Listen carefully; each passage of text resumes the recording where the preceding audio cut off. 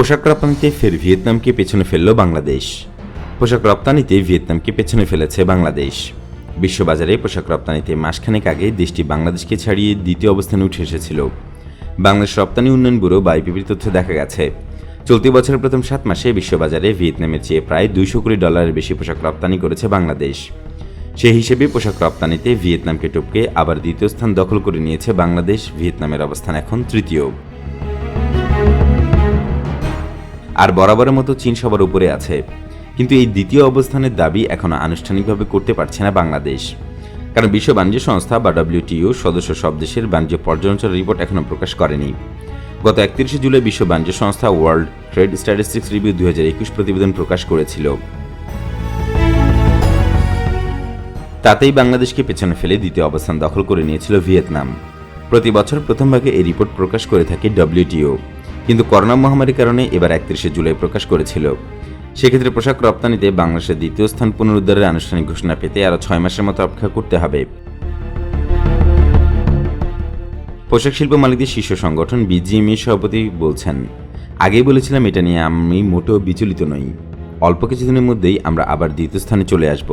তাই হয়েছে, 1 মাসের মধ্যে আমরা আবার সেই দ্বিতীয় স্থানে ফিরে এসেছি। আনুষ্ঠানিক ঘোষণা বাকি মাত্র।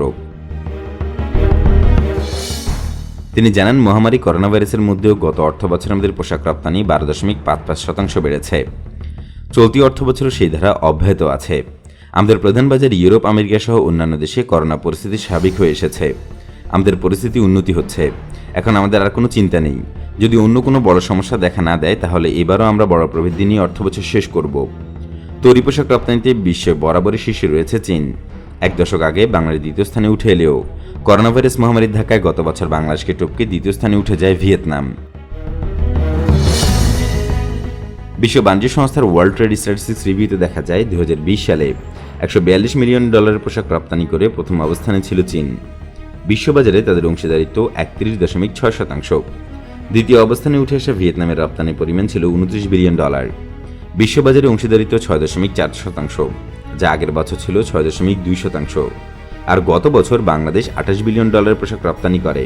মোট বিশ্ব রপ্তানিতে অংশ ছিল 6.3%, যা আগের বছর ছিল 6.8%।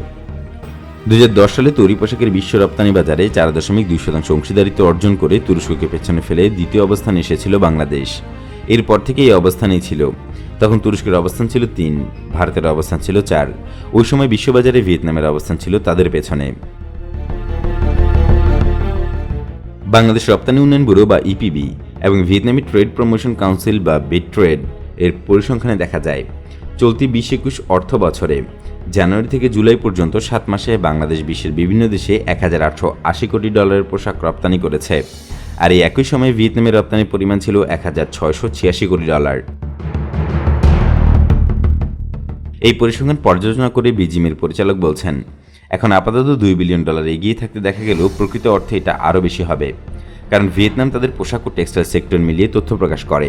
আমরা বাংলাদেশের ক্ষেত্রে শুধু পোশাক রপ্তানির কথা বলছি। আমাদের টেক্সটাইল সেক্টরে অন্যান্য পণ্যের রপ্তানি তথ্য যোগ করে বললে অঙ্কটা অনেক বড় হবে। চলতি পঞ্জিকা বছর শেষে WTO এর প্রতিবেদনে বাংলাদেশের অবস্থান দ্বিতীয় স্থানে থাকবে নিশ্চিত আশাবাদ ব্যক্ত করে রুবেল বলছেন, এখন বছরের মাঝামাঝি সময়ে $2 বিলিয়ন এগিয়ে আছি। বছর শেষে সেটা $4 বিলিয়নের বেশি ছাড়িয়ে যাবে। কারণ পোশাক খাতে এখন প্রচুর অর্ডার রয়েছে। আগামী কয়েক মাসের মধ্যে এর প্রতিফলনও দেখা যাবে।